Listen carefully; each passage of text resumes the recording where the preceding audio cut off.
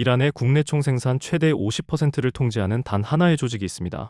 이란 전역에 4만에서 5만 4천 개의 거점을 두고 중동 최대 규모의 탄도미사일 전력을 독점 운용하며 레바논, 이라크, 예멘, 시리아, 팔레스타인 5전선에 동시에 손을 뻗고 있는 조직입니다. 그 이름이 이슬람혁명 수비대입니다. 뉴스에서 이란이 미사일을 쐈다고 합니다. 혁명수비대가 헤즈볼라를 지원했다고 합니다. 후티 반군이 홍해에서 선박을 공격했다고 합니다. 여러분, 이 모든 사건의 배후에 이슬람혁명수비대가 있다는 건 아시면서도 정작 이 조직이 어떤 조직인지 정확히 아는 분은 많지 않습니다. 오늘 이 영상을 끝까지 보시면 중동에서 벌어지는 사건들의 절반 이상이 완전히 다르게 보이기 시작하실 겁니다. 한이란 정치 분석가는 이런 말을 남겼습니다. 이란이 혁명수비대를 소유한 것이 아니라 혁명수비대가 이란을 소유한 것이다 라고요. 오늘은 그 말의 의미를 1979년 탄생의 순간부터 지금까지 추적해 보겠습니다. 1979년 2월 팔레비 왕조가 무너지던 그 순간으로 거슬러 올라가겠습니다. 혁명에 성공한 아야톨라 호메이니 앞에는 거대한 딜레마가 놓여 있었습니다. 250여 년의 역사를 가진 이란 정규군 아르테시는 명목상 건재했습니다. 그러나 장교단 대부분이 미국 군사학교 출신이었고 방금 타도한 샤 국왕에게 개인적 충성을 맹세한 잔자들이었죠. 호메이니의 불신은 단순한 감정이 아니었습니다. 그것은 역사에 근거한 전략적 판단이었습니다. 1953년 CIA와 영국 정보기관이 이란 정규군 장교단과 손잡고 민족주의 총리 모사데크를 쿠데타로 무너뜨린 사건은 호메이니의 머릿속에 지워지지 않는 흉터로 남아있었던 겁니다. 팔레비의 군대는 팔레비의 국가와 함께 사라져야 한다. 그것이 핵심 측근들의 논리였습니다. 동시에 혁명 세력 내부에서도 권력 투쟁이 시작되고 있었습니다. 인민성전사와 게릴라 마르크스주의 세력들은 자체 무장 민병대를 이미 보유하고 있었고 신생 이슬람 공화국은 이들을 통제할 수단이 필요했습니다. 결국 두 가지 필요가 하나로 만났습니다. 외부 적에 대한 방어 그리고 내부 적에 대한 통제, 그 교차점에서 이슬람 혁명 수비대가 탄생한 겁니다. 1979년 5월 5일 호메이니는 공식 칙령을 발표해 이슬람 혁명 수비대를 창설했습니다. 초창기 병력은 6천에서 1만 명, 지휘 계통도 불명확하고 훈련도 거의 없는 조직이었습니다. 그런데 이 조직의 설계에는 매우 영리한 장치가 숨어 있었습니다. 이란 헌법 제150조는 이슬람 혁명 수비대의 임무를 이렇게 규정합니다. 이슬람 혁명과 그 성과를 수호한다 라고요. 반면 정규군 아르테시의 임무는 독립과 영토 보전 수호로 명확하고 협소하게 정의되어 있었습니다. 여러분, 혁명과 그 성과를 수호한다는 이 문구 왜 특별한 걸까요? 해석에 따라 정치, 경제, 사회, 외교 모든 영역에 개입할 수 있는 무한히 확장 가능한 임무 정의입니다. 이것은 우연의 결과가 아니라 설계의 산물이었습니다. 이슬람 혁명 수비대는 처음부터 선출된 어떤 정치 지도자가 아니라 이념과 최고 지도자에게 직접 충성을 맹세하는 조직으로 설계되었습니다. 이것이 이후 설계였습니다. 이것이 이후 45년간 혁명 수비대의 모든 행동을 관통하는 핵심 논리입니다. 그렇다면 이 6,000명짜리 민병대가 어떻게 지금의 거대한 군사 조직으로 성장했을까요? 결정적 계기가 1980년 9월 22일에 찾아왔습니다. 사담 후세인의 이라크군이 이란 서부 국경을 돌파한 겁니다. 이 전쟁은 무려 8년간 이어졌습니다. 전쟁 초기, 혁명 수비대와 정규군 아르테시의 관계는 극도로 악화되어 있었습니다. 아르테시 장교들은 혁명 당시 숙청과 강제 전역에 쓴 감정을 품고 있었고 혁명 수비대 지휘관들은 군사 전문성 없는 이념주의자들이었죠. 두 조직은 지휘 계통이 완전히 분리되어 있었고 이란의 거듭된 초기 패배는 상당 부분 이 조직적 혼란에서 비롯된 것이었습니다. 그러나 전쟁은 동시에 혁명 수비대에게 전례 없는 성장 기회가 되었습니다. 이념적 열정에 넘치는 수만 명의 젊은이들이 지원했고 순교를 영광으로 여기는 혁명적 이슬람 이념은 병사들을 지뢰밭을 맨발로 걸어가게 만들었습니다. 혁명 수비대 병력은 6천에서 1만 명에서 최대 35만 명으로 폭발적으로 증가했습니다. 8년 전쟁이 끝날 무렵 혁명 수비대는 독자적인 지상군, 해군, 공군 편제를 갖춘 완전한 병렬 군사 체계로 탈바꿈해 있었습니다. 그뿐만이 아닙니다. 전쟁은 중요한 씨앗 하나를 더 심었습니다. 1982년 이스라엘이 레바논을 침공하자 호메이니는 레바논 시아파 공동체를 지원하기로 결정했습니다. 혁명 수비대 요원 약 1,500명이 시리아를 통해 레바논 베카 계곡으로 파견되어 훗날 헤즈볼라로 발전하는 조직을 훈련시키고 무장시켰습니다. 지금 중동의 저항의 축을 움직이는 쿠드스군의 원형이 바로 이 시기에 형성된 겁니다. 1988년 정전 이후 혁명 수비대는 35만 명의 전쟁 기계였으나 임무를 잃은 상태였습니다. 수십만 명의 전투 경험자들이 일자리 없이 사회에 풀려나는 것은 정치적 폭탄과 같았죠. 이때 당시 대통령 라프산자니가 전략적 결정을 내렸습니다. 건설지하드라는 이름으로 혁명 수비대를 전후 재건 사업에 대규모 투입한 겁니다. 1989년 혁명 수비대 산하에 카타몰 안비아 건설사령부가 설립됩니다. 표면상 목적은 전쟁으로 황폐화된 인프라 재건이었습니다. 그러나 실질적 효과는 혁명 수비대가 이란 민간 경제에 구조적으로 진입하는 것이었습니다. 국제 제재로 외국 기업이 철수한 상황에서 이 건설사령부는 수의 계약으로 대형 국가 인프라 사업을 독점했습니다. 댐, 도로, 항구, 가스파이프라인, 지하철까지 경쟁 없는 독점이었습니다. 동시에 혁명 수비대는 밀수 네트워크도 체계화하면서 비공식 수입항과 국경 검문소를 사실상 통제하기 시작했습니다. 이 경제 진출이 얼마나 광범위했는지 보여주는 상징적 사건이 있습니다. 2009년 이란 통신공사 민영화 때의 일입니다. 표면적으로는 민영화였습니다. 그런데 지분 51%를 78억 달러에 인수한 컨소시엄의 실체를 들여다보면 혁명수비대 산하 기업과 최고 지도자 직속 기관의 합작이었습니다. 이란 유선통신 전체와 시장 점유율 57%의 최대 이동통신사가 혁명수비대의 손 안으로 들어간 겁니다. 민영화라는 이름의 국유화였죠. 2005년 아흐마디네자드의 대통령 당선은 이 흐름의 정점이었습니다.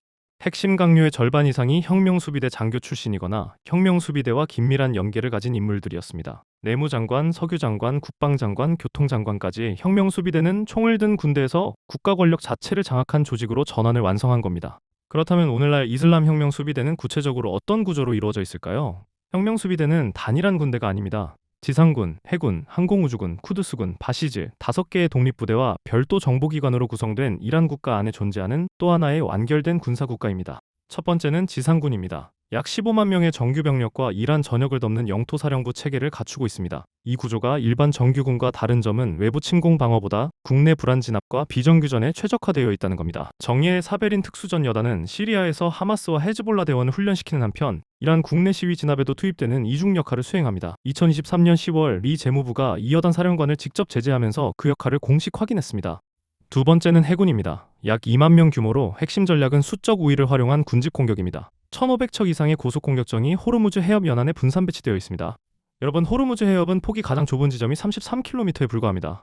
그런데 이 33km 해협을 전 세계 해상 석유 교역량의 약 20%가 통과합니다. 혁명수비대 해군은 그 목줄을 쥐고 있는 겁니다. 실제로 2019년에는 혁명수비대 해군이 영국 유조선 스테나 임페로를 납포했고 핵 위기가 고조될 때마다 호르무즈 봉쇄 위협이 반복되어 왔습니다.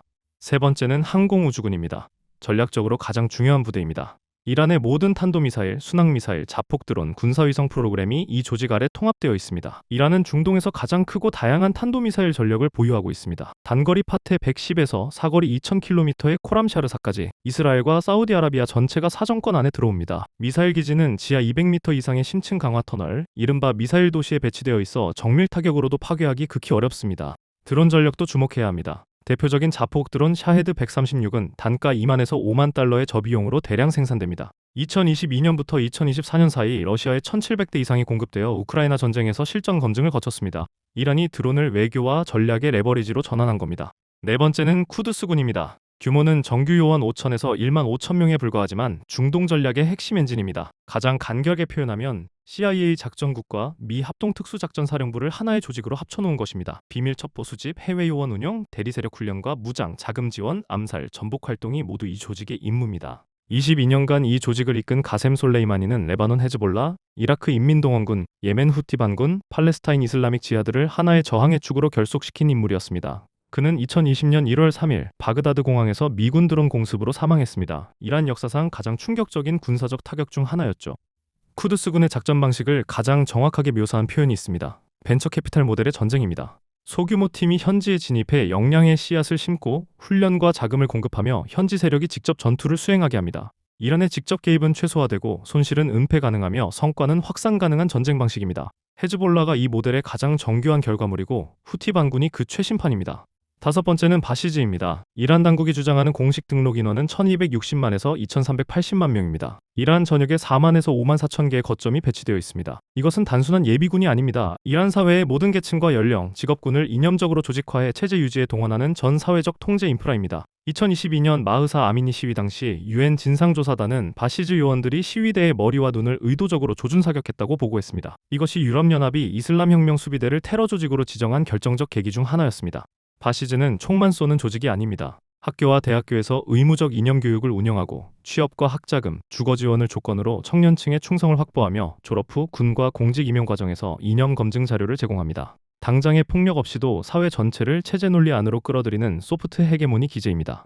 여기서 중요한 질문을 드리겠습니다. 국제사회가 이슬람 혁명 수비대에 제재를 가하면 가할수록 혁명 수비대는 약해질까요? 아니면 강해질까요? 2015년 핵합의 타결 당시 서방은 제재 완화로 이란 경제가 개방되면 혁명 수비대의 독점적 지위가 약화될 것을 기대했습니다. 그런데 2018년 트럼프 행정부의 최대 압박 제재 강화는 정반대 결과를 낳았습니다. 합법적 무역과 외국인 투자가 막힌 상황에서 제재 회피 네트워크를 운용하는 혁명 수비대만이 이란의 국제 거래를 매개할 수 있었기 때문입니다. 원유 밀수, 위장 회사를 통한 달러화 접근, 암호화폐 활용이 모두 혁명 수비대 주도로 확장되었습니다. 제재를 강화하면 강화할수록 제재 환경에서만 기능할 수 있는 혁명 수비대의 독점적 역할이 더욱 강화되는 구조적 역설입니다.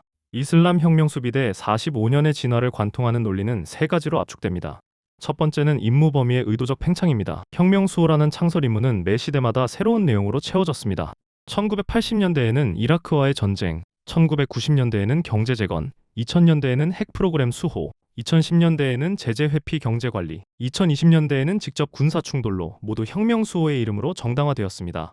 두 번째는 위기를 통한 강화입니다. 외부 위협이나 내부 불안이 커질수록 혁명 수비대의 역할이 확대되고 자원이 집중되는 패턴이 반복됩니다. 이란 이라크 전쟁, 핵 위기, 국제 제재, 대규모 시위, 이스라엘과의 직접 충돌, 이 모든 위기가 혁명 수비대를 약화시키기보다 강화시키는 효과를 낳았습니다. 세 번째는 경제 독점의 자기 강화입니다. 혁명 수비대가 경제를 통제할수록 더 많은 자원이 집중되고 그 자원이 군사 정치적 역량을 강화하며 강화된 역량이 다시 더 많은 경제 통제권을 확보합니다. 이 사이클을 끊을 수 있는 내부적 제어 메커니즘은 구조적으로 존재하지 않습니다. 여러분, 이슬람 혁명 수비대를 단순히 이란의 군대로 이해하면 중동에서 벌어지는 사건의 절반을 오독하게 됩니다. 혁명 수비대는 국가 안에 존재하는 또 하나의 국가입니다. 바로 이것을 증명하는 장면이 불과 얼마 전에 실시간으로 펼쳐졌습니다.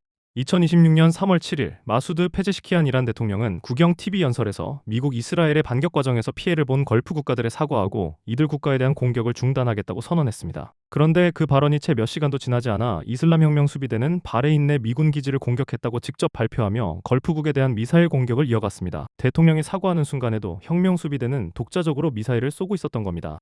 후폭풍은 거셌습니다. 트럼프 미국 대통령이 이란이 사과하고 항복했다고 공개 선언하자 이란 강경파들은 페제시키안 대통령을 향해 맹렬한 비판을 쏟아냈고 결국 페제시키안 대통령은 그날 밤 자신의 사과 발언을 번복했습니다. 채텀하우스 중동 북아프리카 책임자 사남 바킬은 이 상황을 두고 페제시키안의 발언과 뒤이은 추가 공습은 군사 중심 체제 안에서 그의 무력함을 더욱 부각시킬 뿐이라고 진단했습니다. 선출된 대통령이 사과를 선언하고 혁명 수비대가 그 사과를 미사일로 지워버린 것입니다. 이것이 오늘 이란의 현실입니다. 국방 예산의 37%를 차지하고 국내 총생산의 최대 50%에 관여하며 선출된 대통령의 외교적 결단조차 번복시키는 조직. 아르테시가 국가의 군대라면 이슬람 혁명 수비대는 혁명과 최고 지도자의 군대입니다. 이것은 한국과 결코 먼 이야기가 아닙니다. 호르무즈 해협을 통과하는 원유의 상당 부분이 한국으로 향합니다. 혁명 수비대 해군이 이 해협을 봉쇄하는 순간 한국의 에너지 안보는 즉각적 위기를 맞게 됩니다. 이란에 대한 미국의 제재 정책이 강화될 때마다 한국 기업들이 긴장하는 이유가 바로 여기 있습니다. 쿠드스군이 헤즈볼라에 첨단 드론과 미사일을 공급하는 것은 이스라엘만의 문제가 아닙니다. 중동 안정이 흔들릴 때마다 국제 유가와 해운 비용이 출렁이고 그 파장은 곧바로 한국 경제에 전달됩니다. 1979년 5월 5일 단 6,000명으로 출발한 혁명 민병대는 45년 만에 이란이라는 국가 자체를 소유한 조직으로 성장했습니다. 그 성장의 원동력은 역설적이게도 외부의 적이었습니다. 적이 강해질수록 위기가 깊어질수록 이슬람 혁명 수비대는 더 강해졌습니다. 오늘도 중동에서 미사일이 날고 드론이 선박을 공격하고 대리전에 총성이 울립니다. 그 모든 사건의 배후에는 이슬람 혁명 수비대라는 이름이 있습니다. 감사합니다.